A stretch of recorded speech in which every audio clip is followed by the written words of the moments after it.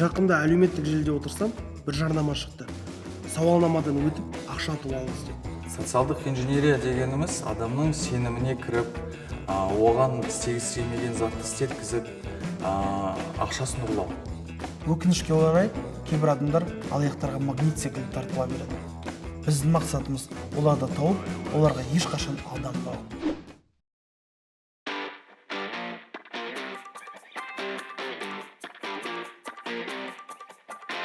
Мен өзімнің детективтік зерттеуімді жүргіздім. Қалай ол? Онлайн алаяқтар алдайды екен. Кейбірлері мысалы парақшаны бұзып алады екен. Ал кейбірлері болса банк карточкасының номері арқылы алдайды екен. Қалай ол?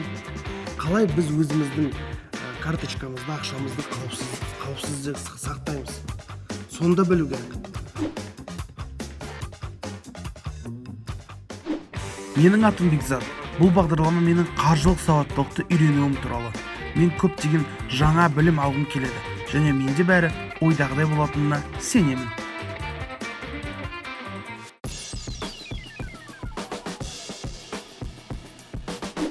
Негізі цифрлық карта дегеніміз не, және оның классикалық картаның қандай айырмашылығы бар? Ең біріншіден жаңағы цифрлық картаның жай карточкадан айырмашылығы, цифрлық картада пластик болмайды. Яғни ол сізге банк пластигі жоқ карточка ашады, карточканың деректерін сіздің телефоныңызға жібереді, немесе жаңағы приложениеден көрсеңіз болады. Ол сізге жаңағы интернетте мысалға төлем жасауға көмектеседі. Немесе қазір жаңағы Apple Pay, Samsung Pay дегендер көп қой, соған байлап қойсаңыз да болады. Яғни телефоныңызбен ары қарай төлеп жүре бересіз, сізге пластик қажет емес. Цифрлық карточканың айырмашылығы сода. Бізде Қазақстанда цифрлық картаны барлық банктерден алуға болады ма? Оның нақтысын мен айта алмадым, барлық банктерден алуға болмайтынын, бірақ кейбір банктерде бар, мысалы біздің Альфа банкте бар, менің білуімше жаңағы Халық банкте бар.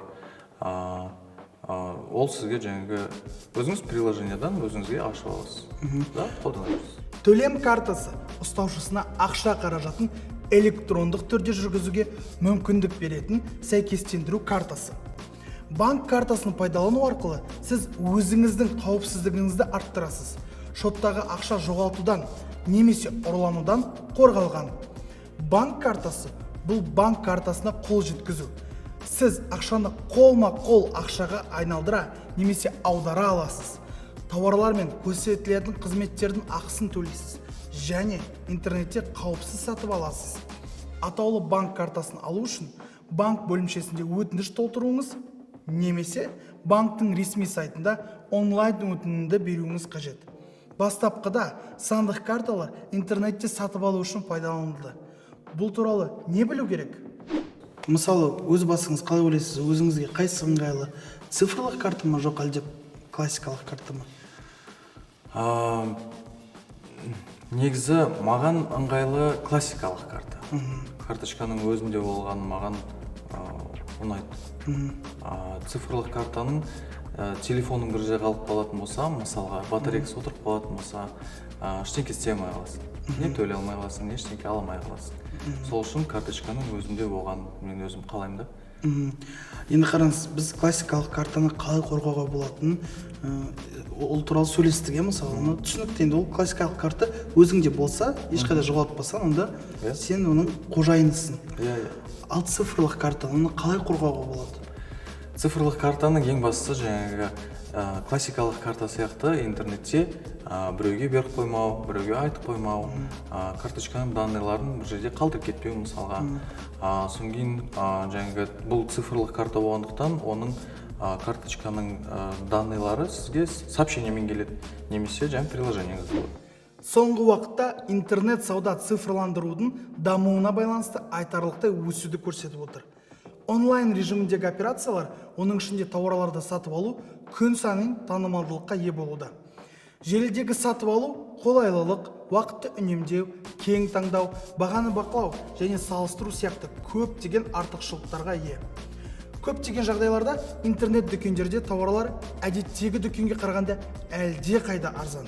Тиімді акциялар өте жиі өткізіледі және жеңілдіктер беріледі. Сондай-ақ, егер сіз тауарды белгілі бір сомаға сатып алсаңыз, интернет дүкендер тегін жеткізуді қамтамасыз етеді. Және сіз тауарды алған кезде төлем жасай аласыз. Сонда интернет сауда туралы қандай кемшіліктер бар?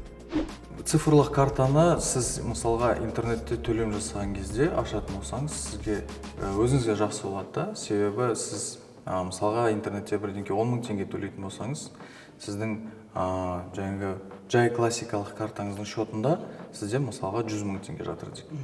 Сіз жаңағы цифрлық картаға 10 мың теңгені аударасыз, төлем жасайсыз. Егер де бұл жаңағы сайт алаяқтық сайт болып шығатын болса, сіздің жаңағы карточкаңыздың данныйлары ол жерде қалып қалатын болса, олар ары қарай қандай да бір төлем жасайтын болса, сіздің шотыңызда ақша жоқ, яғни сіздің ешқандай ақшаңыз зорланбайды. А егер жаңағы классикалық карточкаңызбен төлейтін болсаңыз, сіздің карточкаңыздан ақша ұрланып кетуі мүмкін. Егер де менде мысалы пластикалық карта бола тұра, мен цифрлық картаны аша аламын, иә? Иә, әрине. Оның бөлек өзінің шоты болады, оның бөлек карточкасының жаңағы номері болады, бөлек мерзімі болады, оның жаңағы CVV коды болады. Және де ол жаңағы карточка, жай классикалық карточка сияқты, оған 3D Secure пароль деген бар. Ол қосымшалық және сіздің өзіңіздің сақтандыруыңыз өзіңіздің шотыңызда, яғни төлем жасаған кезде сізге код келеді, сол кодпен сіз өзіңіз төлеп жатқаныңызды дәлелдейсіз.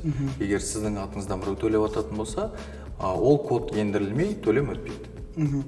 Ал егер де менде пластикалық жаңағы классикалық карта болмаса, мен цифрлық карта аша аламын ба? Иә, цифрлық картаны ашып алып, өзіңіз жаңағы қажет жағдайларыңызда қолдана берсеңіз болады. Жаңағы мен алдында айтып кеткенде Apple Pay, Samsung Pay мен қолдансаңыз болады, немесе интернеттен төлем жасасаңыз болады.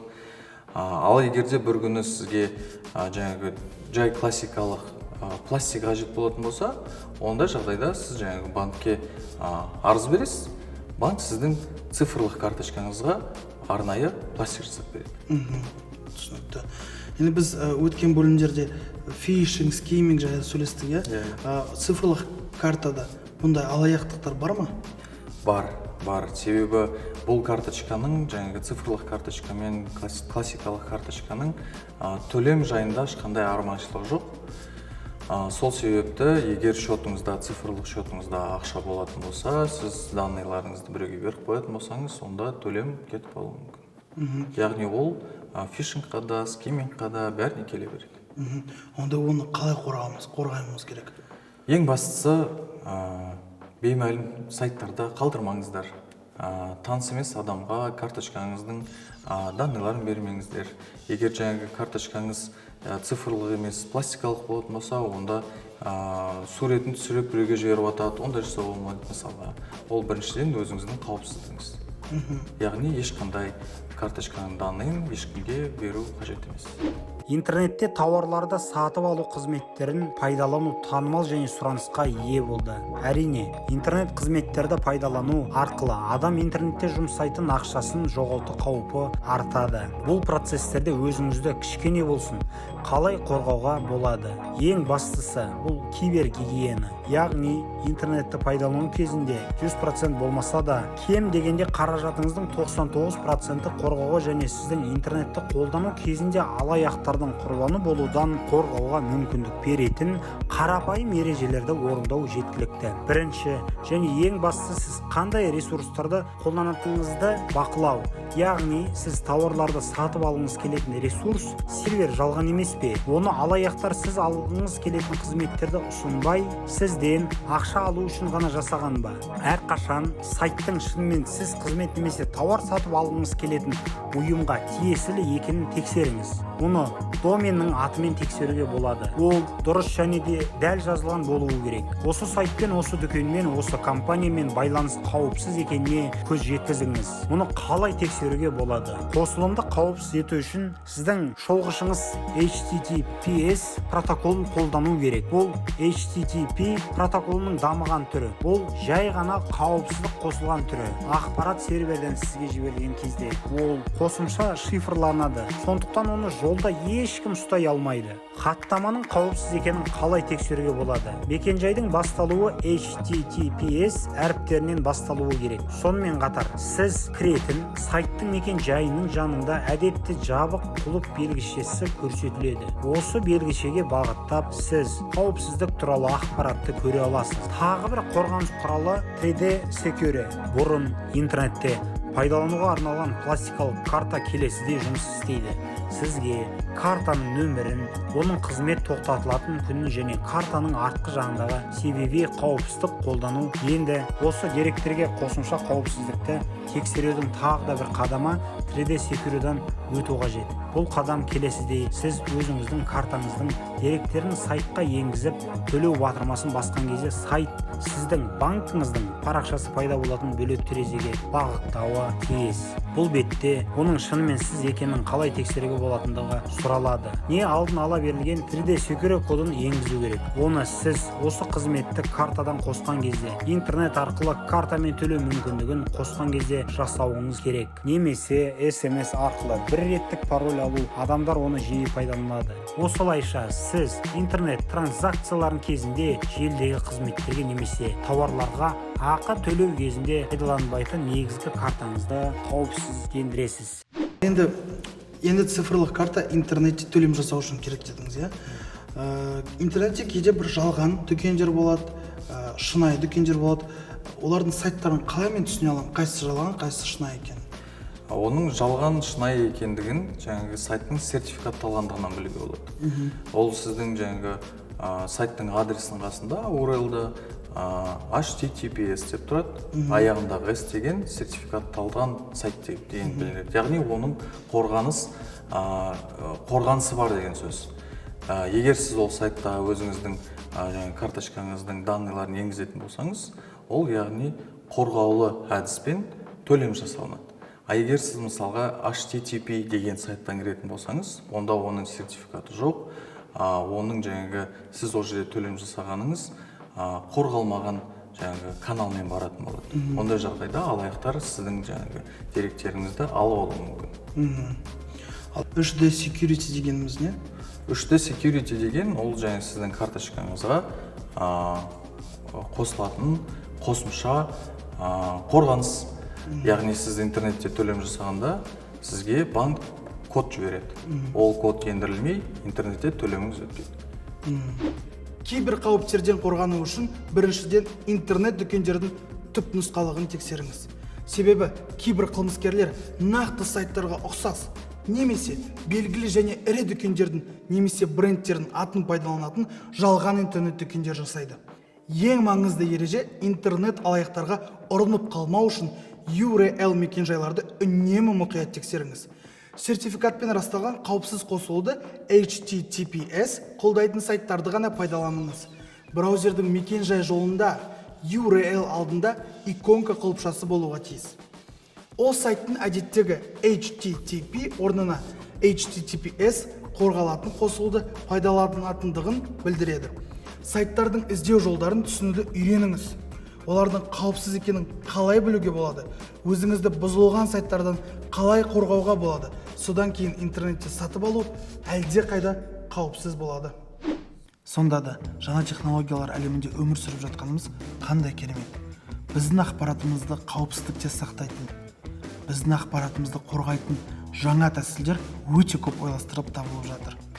Соның бәрі де жаңа технологиялар мен цифрлық технологиялардың арқасында. Бірақ жаңа технологиялармен қатар жаңа алаяқтар да пайда болып жатыр. Абай болыңыздар, және де цифрлық технологиялармен бірге дамуды да ұмытпағайсыздар.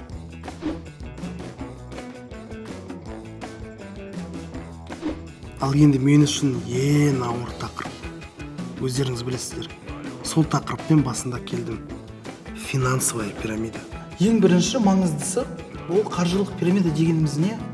Қаржы пирамидасының белгілері қандай? Олардың негізгілері қандай болады? Көбінесе қаржылық пирамидаға қандай адамдар барады, жүгінеді? Бай адамдар ма? Жоқ, әлбетте. Қаржылық пирамидаға тек студенттер, пенсионерлер, жұмыссыз адамдар, немесе әлеуметтік жағдайы бір қиын, бір қысымда жүрген адамдар барады.